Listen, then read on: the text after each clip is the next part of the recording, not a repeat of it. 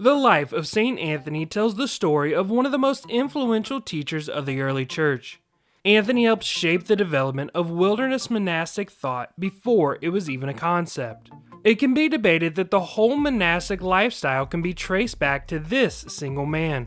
His life is often a reflection of the physical and supernatural battles Christians were facing at that time in history.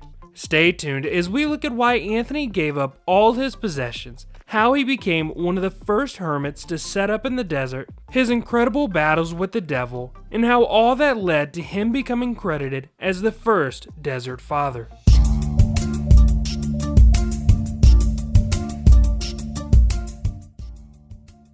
A quick note for context before we jump in. Most of the information we have about Anthony comes from the work titled Life of Anthony by Athanasius of Alexandria. This work was a biography about Anthony's life that Athanasius put together from his time in exile with Anthony and their correspondence with each other for the rest of Anthony's life. Athanasius wrote this work sometime before 374, and it became one of, if not the most widely read works of Athanasius. It would be translated into Latin and become one of the best known works of literature through the Middle Ages. If you would like to read the account for yourself, there is a free version translated into English in the link below. But for now, here is the introduction to the life of Anthony. Anthony's birth is a debated subject, but he was most likely born in Coma in Lower Egypt around January 12, 251. He was born to wealthy parents whom we're told attended the Lord's house regularly. Around the age of 18 or 20, Anthony's parents passed away. He inherited all of their wealth and the responsibilities to care for his unmarried sister. 6 months after his parents passed, Anthony heard the reading of Matthew 19:21, which Jesus tells a young man that to be perfect, quote, "Go, sell your possessions and give the money to the poor, and you will have treasures in heaven. Then come, follow me." After hearing this, he left the house of the Lord and began selling off all his possessions. He sold his 300 acres to the villagers along with anything else that could move.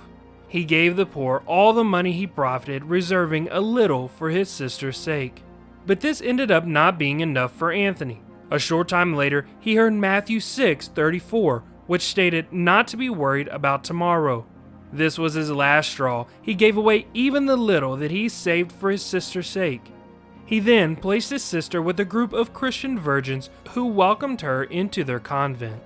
Anthony left his home and began to look for a lifestyle of true discipline as a Christ follower. At this time, there was no such thing as a monastery. This journey was often an individual process that each person took on their own. There happened to be a hermit in the next village who had lived his life as a hermit from a very young age. He learned much under this first hermit, which helps confirm that this lifestyle was the best way to be a disciple of Christ. He began traveling to different villages, learning under other hermits, growing in faith, and building up his own discipline. He would become well known in these communities not only because of his dedication to growing in discipline, but also because of his dedication to working with his hands. He believed he who is idle should not eat. Because of this, he used part of his money he made on bread and the other part he gave to those in need. Eventually, Anthony felt the call to live more of an individual ascetic lifestyle. But this introduces us to one of the most interesting and well-known aspects of the story of Anthony. It seems like a good place to talk about an issue that Anthony dealt with throughout his entire lifetime in the wilderness. A significant part of Anthony's life was the preternatural temptations and battles that Anthony fought against the devil and his demons. It is often challenging to draw the line between metaphor, visions, and facts. Quite frankly, that's not really the point of these trials. The devil would tempt Anthony with visions of women, money, and animals, both real and mythological. These battles have been curated into many different works of art throughout history, capturing the wild imaginations of these stories told of Anthony's life. But don't get caught up thinking simply how weird these stories might be to our modern ear. These interactions would become a staple for monastic living.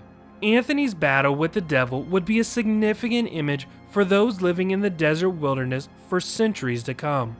The symbolic nature of the devil tempting those in the wilderness helped shape a narrative for monastic living. The idea was that because the faith of those living in the wilderness was so great, the devil would seek them out to attack.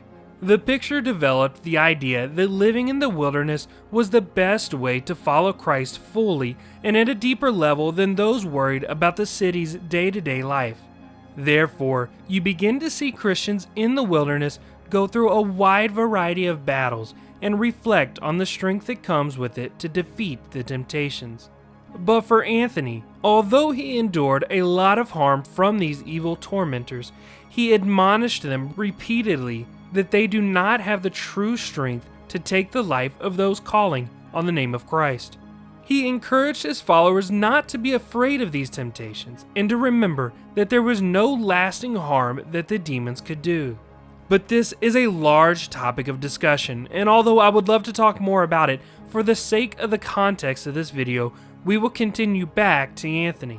Knowing what we talked about here, these ideas would be sprinkled throughout the life of Anthony, and I may mention them briefly throughout, but know that these battles would shape the whole life of Anthony, from his time as a hermit until his death. We pick back up with Anthony around his early 30s. He was sustaining himself on a very strict ascetic diet of only bread, salt, and water, never meat or wine. Anthony battled temptations of boredom, laziness, and visions of women, which he overcame with the power of prayer. He began experimenting with living in the mountains, where he moved to one of the tombs near his native village. This is where we hear many stories of his battles with demons and the devil, who reportedly attacked and left him bloody and broken. After 15 years of living as a hermit at the age of 35, Anthony determined to withdraw from the habitations of men and retire into absolute solitude. There was yet no custom of withdrawing into the wilderness, so he did not at first have anyone to join him. He entered a desert mountain by the Nile called Piesper, now Deir el-Mamun, eventually finding a cave with water access. He would spend 20 years in the desert cave, shunning all pilgrims and all face-to-face contact. He was blessed to have food thrown over a wall twice a year, sustaining him for the next 6 months. For years, individual pilgrims would travel into the desert attempting to learn, converse with, and sometimes even join Anthony in the new way of ascetic living. Eventually, although Anthony told each follower to leave, a small colony of ascetics began to form and live in the caves and huts around Anthony in an effort to model his desert solitude. The new gathering that started around Anthony became a more common occurrence as godly, ascetic individuals began to have acolytes give up everything to follow an ascetic leader. It seemed that this realization weighed heavily on Anthony as, around 305, he finally emerged from his solitude. He emerged from his cave miraculously looking healthy, sound in mind and body, and free from blemish or weakness. The first attempt at community found Anthony as the head leader, and he found himself preaching to these newcomers about how to live ascetic lifestyles in the wilderness. He preached to give up all worldly possessions and the many passions of the world and contextualized the beauty that awaits the faithful to God in the afterlife as greater than any worldly passions. He reassured them that being strong in their faith made them stronger than demons seeking to attack them. He still spent plenty of time on his own, but he also saw the good that a community, even in the desert, could be for those seeking to devote themselves fully to Christ. This foundation of teaching and leadership would go on to form a monastic tradition. He would not be the only Christian attempting to live out this lifestyle, but Anthony's framework would go on to help build up monastic groups in the near future. The next major turning point in Anthony's life was his step outside of solitude, outside of the desert community, and partaking in the broader global community of Christianity. About 5 or 6 years after stepping into the community lifestyle, he would be brought into a battle in Alexandria. In the early 300s, the Roman leaders had re-established Christian persecution and began implementing new procedures to go after Christians. Many holy martyrs were brought into Alexandria to face trial for their faith. Anthony, although not called, followed the martyrs, remarking that he would find it a great honor to join the other Christians as a martyr for his faith. Anthony ministered to the confessors in the mines and the prisons, helping ease the hearts of those who would be called to make an account of their faith. Anthony's ministering made such a significant impact that the governor began commanding that no monk was to appear in the judgment hall or even in the city. Anthony, however, gave so little heed to the command that he washed his garment and stood the next day on a raised place, appearing in front of the governor. More shocked than anything, the governor looked past the show of bravery. But Anthony stood as an example for his willingness to be a martyr. Still, Athanasius stated, quote, "The Lord was keeping him for our profit and that of others, that he should become a teacher to many of the disciplines which he had learned from the Scriptures." After he realized that it was not the place or time for him to become a martyr, he began his journey back into solitude. But the act of going out of his community and being a presence in the broader community of Christianity once again laid the foundations for how desert communities would interact with the outside world. Anthony showed that being a desert father was not about shutting oneself up in a place for good and giving up on the world. It was instead a communal action that by bringing oneself into godly discipline, you are making yourself more available to be a leader and teacher to the broader community of Christians. Once Anthony returned, his heart began stirring and he began drawing further away from his community. He initially wanted to go up to Thebaid, where he was relatively unknown. But God spoke to him, saying this was not the path to take. Instead, God showed him a path through Lower Egypt, where a group of Saracens would lead him. He would eventually end up settling on Mount Colzim, which, on a side note, is where the monastery that bears his name still stands today. Named Der Mar Antonius, it is considered one of, if not the oldest Christian monasteries in the world. After coming to the lofty mountain, he fell in love with the place and would stay there for the rest of his life. He refused to live off gifts and began using a spade, an axe, and a bit of corn to cultivate a small plot of land. He made bread for himself and often provided it to the laborers on their journey. He continued to observe the church leaders, bowing to bishops and listening deeply as he still had a passion for any learning that was useful and profitable. This rhythm of the desert community would once again be shaken up as Anthony was called to Alexandria again for the second time. This time on behalf of Athanasius and to speak against the heresy of Arianism. You can see how the ideas that we mentioned earlier had grown and developed in the city, as Anthony is now seen as a thought leader in the area because of his place as a desert teacher and leader. So, at the request of Athanasius, around July of 338, Anthony left his solitude to travel to Alexandria to combat the Arians, who claimed that Jesus was not fully divine. It is of note here to bring up once again the fact that Athanasius was the one writing the biography of Anthony.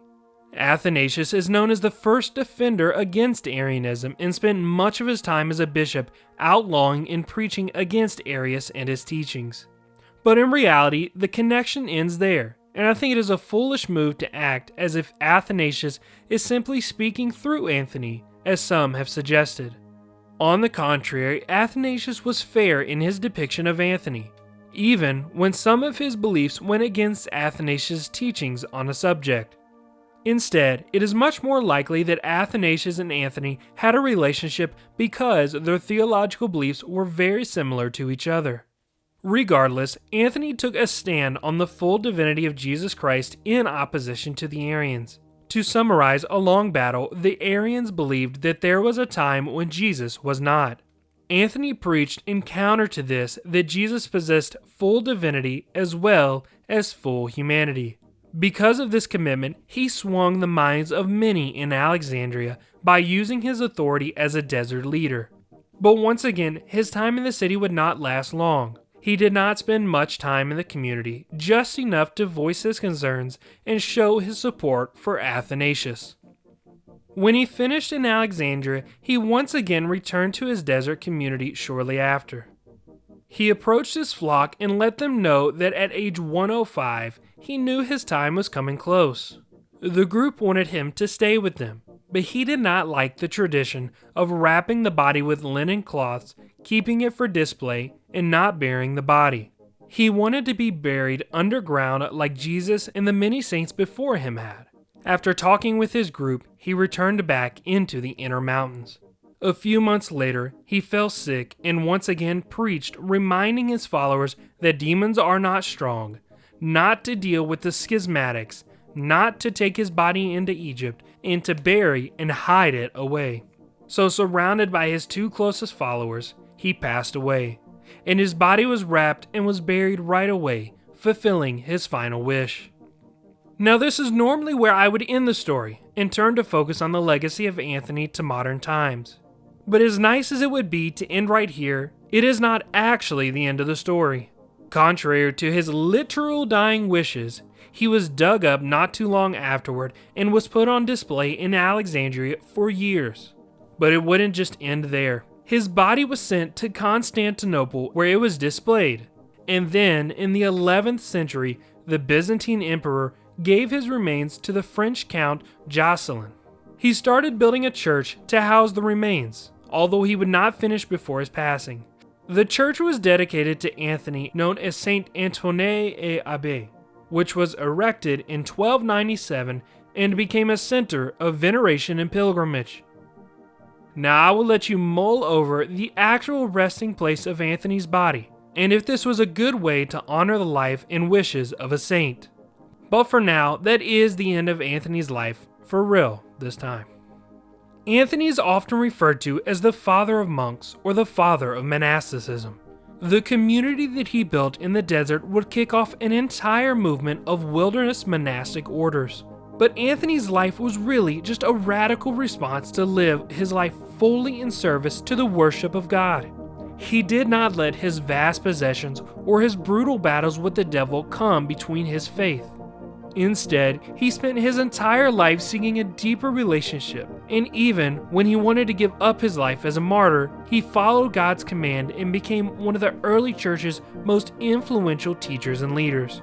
Anthony will go down as the first desert father because, through solitude, community, and city, he helped share the message of God and set an example of true discipline the Christians would follow till today. If you like this presentation, check out this video on the screen where we look at Athanasius, the author of Anthony's biography, and his significant impact on Christian history.